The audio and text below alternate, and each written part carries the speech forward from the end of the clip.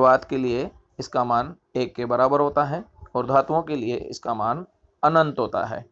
धातु का मतलब आप समझ ही गए, सोना, चांदी, सीसा, जस्ता, लोहा, तांबा, सोडियम, मैग्नीशियम, ये सारे के सारे। ठीक है, पेज नंबर अब 12th से चल रहे हैं अपन। सबसे पहले epsilon R is equal to epsilon upon epsilon note आ गया, तो मात्रकहीन और विमाहीन हो जाएगा। अगर आप इसको एप्सिलॉन आर को एप्सिलॉन 0 से मल्टीप्लाई करते हैं तो एप्सिलॉन का वैल्यू आ जाएगा epsilon is equal to epsilon R epsilon 0। देखो भाई, ये बहुत ही इंपॉर्टेंट रिलेशन है। कैसे है? अगर आप एप्सिलॉन आर को हटा दें तो एप्सिलॉन 0 ही रहेगा। तो निर्वात को माध्यम में बदलने के लिए आप हमेशा ध्यान रखें एप्सिलॉन आर से मल्टीप्लाई करना है। निर्वात को माध्यम में बदलने के लिए किससे मल्टीप्लाई करना है? एप्सिलॉन आर से मल्टीप्लाई करना है। ये इंपॉर्टेंट रिलेशन है जो कूलाम बल में भी काम आएगा, विद्युत क्षेत्र में भी काम आएगा, विभव में भी काम आएगा, धारिता में भी काम आएगा और ऊर्जा में भी काम आता है। सबसे पहले अपन चलें, इसी के आधार पर चल रहे हैं। निर्वात में दो आवेश मान लेते हैं Q1 और Q2। तो इनके मध्य का बल आप जानते ही हैं, कूलाम के नियम के अनुसार F is equal to K का वैल्यू 1/4πε0 Q1 Q2 अपॉन R²। समीकरण नंबर 1 हो गया। अब अगर माध्यम में रखे जाएं तो माध्यम में बल क्या होगा? F m, it is means force in medium. F M is equal to 1/4πε0 epsilon R. समझ में आ गया होगा आपको। Q1 Q2 अपॉन R²। समीकरण 1 से 1/4πε0 Q1 Q2 अपॉन R² का अगर वैल्यू रख देते हैं तो F M is equal to क्या आएगा? F upon epsilon R. अब अभी थोड़ी देर पहले डेफिनेशन में पढ़ा है, एप्सिलॉन आर का वैल्यू 1 से कम नहीं हो सकता, 1 से ज़्यादा ही होगा, अनंत तक जाएगा। इसका मतलब ये हुआ कि एफ एम का मान एफ से हमेशा ही कम आएगा, क्योंकि एफ को किससे डिवाइड कर रहे हैं अपन? एप्सिलॉन आर से डिवाइड कर रहे हैं। तो अपन ये कह सकते हैं कि माध्यम में बल के मान में कमी आती है। नेक्स्ट अपन चलें, इसमें एक एग्जाम्पल है, पूरा लिखा हुआ नहीं है पर मैं समझा देता हूँ। दो आवेश हैं Q1 और Q2। निर्वात में इनके बदले बल मान ली कि पहले F था, अब इनके बीच में एक पीतल की छड़ रख दी, तो ये पूछा है कि बल कितना होगा? आंसर 0 आएगा। समझ में आया? रीज़न बता देता हूँ। कारण यह है कि सबसे पहले अगर आप देखते हैं तो जो धातुएं होती है उनका पराविद्युतांक अनंत होता है। तो ऊपर वाले सूत्र में अगर मान रखते हैं तो F अपॉन अनंत होगा, अनंत से डिवाइड करेंगे तो आंसर किसके बराबर हो जाएगा? 0 के बराबर होगा। क्लियर? आगे एक दूसरा सवाल दे रखा है। इसमें एक छत से दो डोरियां बंधी हुई है जिनकी लंबाई दोनों की समान है, L है। इन डोरियों से दो छोटे छोटे गोले बांधे हुए हैं, गेंद मान लीजिएगा। इन गेंदों पर आवेश दोनों पर ही प्लस क्यू लिया गया है। अब दोनों पर धनावेश है तो प्रतिकर्षण होगा, समझ में आ गया होगा। इसीलिए गेंदें दूर दूर हैं और दोनों गेंदों के बीच की दूरी x मानी गई है। अब अगर अपन देखें तो दोनों डोरियों के मध्य का कोण जो है वो 2 थीटा माना गया है। तो अगर इन आवेशों को मिलाने वाली रेखा पर ऊपर से लंब डालें तो वो x/2 में डिवाइड कर देगा और दोनों कोण थीटा थीटा के बराबर हो जाएंगे। आप जैसा जानते हैं 11वीं में पढ़ाई है, डोरियों में तनाव बल होगा जिसकी दिशा किधर होगी? आलंबन केंद्र की तरफ, ऊपर की साइड में हो जाएगी। भार mg आप जानते ही हैं, नीचे की ओर होगा। कोण थीटा है तो सिर एकांतर कोण से आप देख लेंगे, ये कोण थीटा, तो इधर वाला z बन रहा है वो कोण भी थीटा। जिस पर कोण बनता है वो घटक आप जानते ही हैं, कोस में आता है तो वो t कोस थीटा हो जाएगा और दूसरा घटक t साइन थीटा हो जाएगा। अगर आप बलों के संतुलन से थोड़ा सा ध्यान देके देखते हैं तो t कोस थीटा किसके बराबर हो जाएगा? mg के बराबर हो जाएगा। अब आप पेज नंबर अपने हिसाब से पलट लीजिए तो t कोस थीटा mg के बराबर हो गया। t साइन थीटा जो घटक है वो दोनों आवेशों के मध्य लगने वाले प्रतिकर्षण बल से संतुलित हो जाता है। तो t साइन थीटा F के बराबर होगा और F का मान होगा KQ² अपॉन x²। आ गया होगा समझ में? समीकरण 2 को 1 से भाग देंगे अगर अपन तो देखेंगे कि t sine theta upon t cos theta is equal to K Q square upon X square upon M G. T से T cancel out, tan theta हो गया। तो tan theta is equal to K Q square upon X square M G हो गया। Clear. Theta का मान बहुत ही कम होने पर आप जानते ही हैं, थीटा का मान अगर बहुत कम हो तो ये टेन थीटा के बराबर माना जा सकता, टेन थीटा थीटा के बराबर माना जा सकता है, और साइन थीटा भी थीटा के बराबर लिया जाता है। तो अपन ये कह सकते हैं कि टेन थीटा थीटा के बराबर और थीटा साइन थीटा के बराबर। तो इसको साइन थीटा लिख देते हैं अपन। तो sine theta is equal to आ गया अपने पास K Q square upon X square M जी।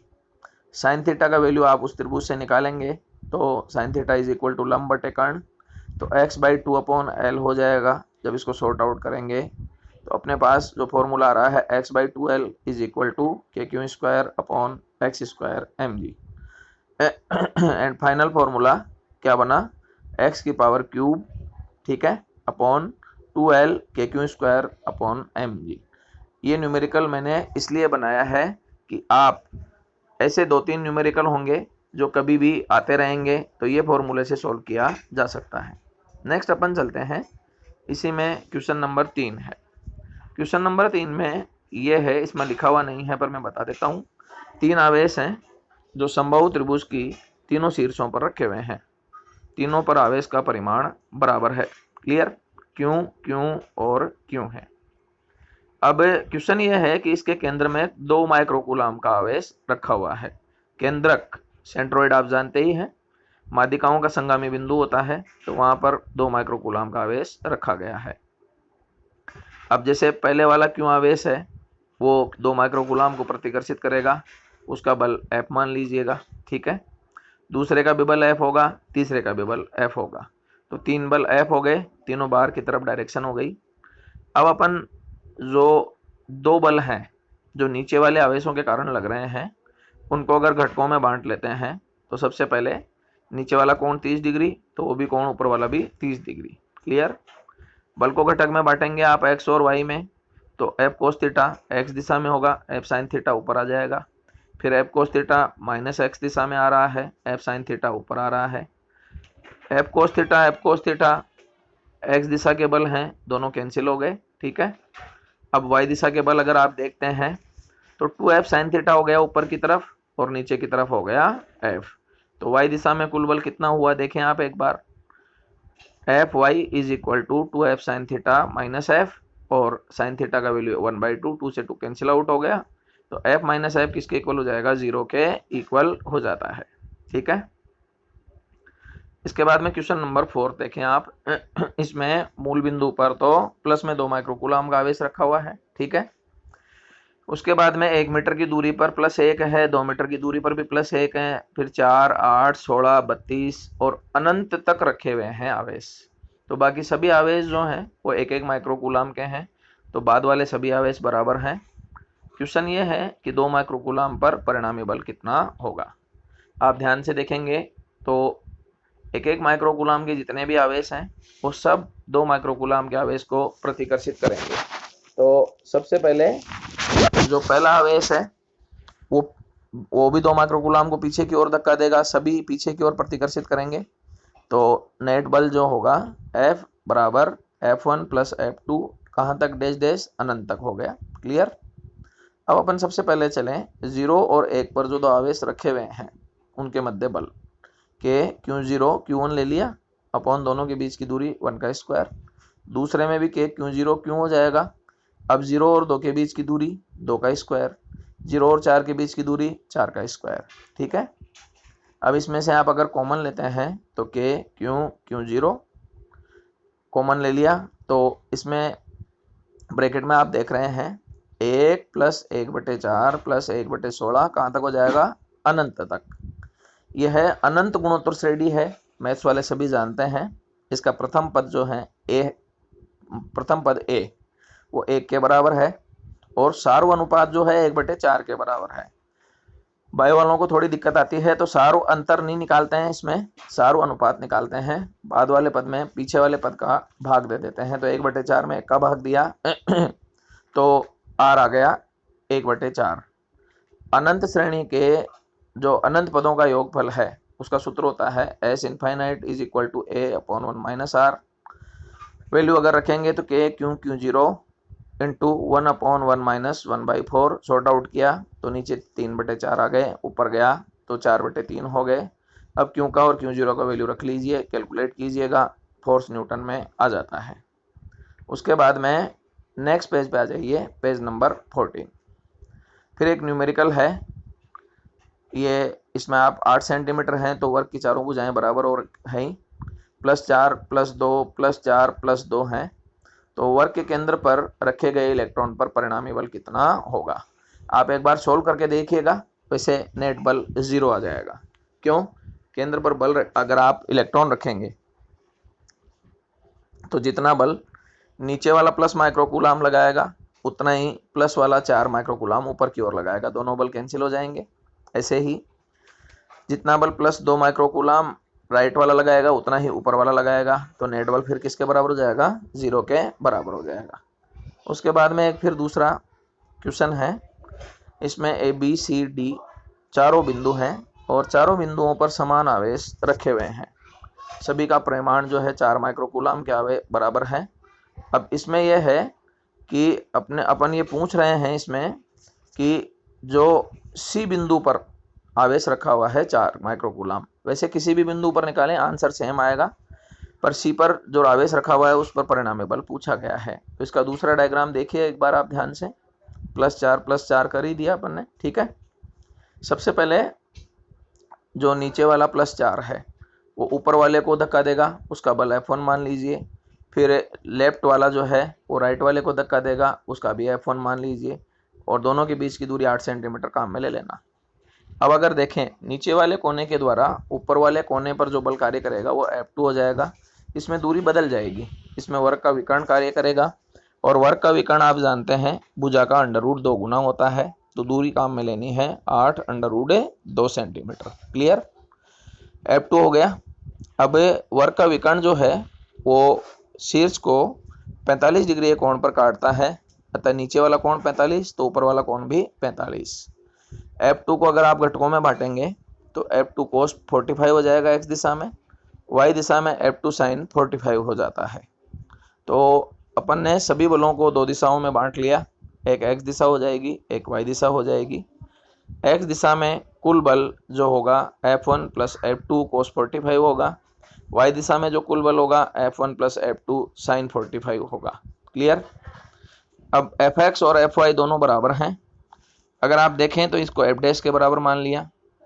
अब दो बल आ गए, एक Fx हो गया एक Fy हो गया, दोनों परिमाण में बराबर हैं और दोनों के मध्य कोण 90 डिग्री का है, तो परिणामी बल कितना होगा? F = समांतर चतुर्भुज का नियम लगाएं अपन, तो रूट में F' का स्क्वायर प्लस F' का स्क्वायर प्लस 2F' cos 90, तो तीसरा पद जो है किसके बराबर हो जाएगा? 0 के बराबर हो जाता है। सॉर्ट आउट करेंगे तो आंसर आएगा F = √2F', F' का वैल्यू F1 + F2 cos 45 हो जाएगा, F1 + F2 cos 45 का वैल्यू 1/√2 हो जाएगा। F1 और F2 का वैल्यू आप खुद रख के एक बार चेक कर लीजिएगा और पेज नंबर आप 15 पे आ जाइए। जब इसको सॉर्ट आउट करेंगे तो फाइनल आंसर आ जाएगा, आप खुद कैलकुलेट करके एक बार देखिएगा, कोई गलती हो तो देख लीजिएगा। उसके बाद में है एक क्वेश्चन और है पेज नंबर 15 में ही, कि कोई कैपिटल क्यों आवेश है, उसके 2 भाग कर दिए अपन ने, ठीक है, और r दूरी पर रखे गए हैं, तो बल का मान अधिकतम होने की कंडीशन ज्ञात कीजिए। ठीक है, सबसे पहले अपन चलें, एक आवेश क्यों मान लिया तो दूसरा आवेश क्यों माइनस क्यों हो जाएगा, क्योंकि बचेगा यही। तो F = इनके बीच का बल कितना होगा, आप देखिए सबसे पहले K क्यों और कैपिटल क्यों माइनस स्मॉल क्यों अपॉन r², आ गया होगा समझ में। थोड़ा सॉर्ट आउट किया तो K स्मॉल क्यों कैपिटल क्यों upon r² minus KQ² upon r²। अब आप जानते हैं कि 11th में अगर आपको पढ़ाया गया हो कि उच्चिष्ट और निम्निष्ट, उच्चिष्ट और निम्निष्ट का मतलब है अधिकतम और न्यूनतम मान, तो बल का अधिकतम और न्यूनतम मान ज्ञात करने के लिए इसका प्रथम अवकलन किसके बराबर होना चाहिए? 0 के बराबर। स्मॉल क्यू के सापेक्ष इसका अवकलन कीजिएगा तो df/dq = अवकलन करना आप जानते ही होंगे, स्मॉल क्यू का अवकलन 1 हो जाएगा, तो K capital Q upon R square minus, आगे देखें आप क्यू स्क्वायर है दूसरे पद में, तो क्यू स्क्वायर का अवकलन 2 क्यू हो जाएगा, तो 2 क्यू अपॉन आर स्क्वायर किसके बराबर रखना है अपने को, 0 के बराबर। सॉर्ट आउट कीजिएगा, क्यू का मान किसके बराबर हो जाएगा, q/2 के बराबर हो जाएगा। इससे इसका आंसर आएगा कि इस आवेश के जो 2 टुकड़े किए जाएंगे वो दोनों बराबर बराबर होने चाहिए, तो q/2 हो जाने चाहिए। पेज नंबर 15 तक मैंने एक्सप्लेन कर दिया है।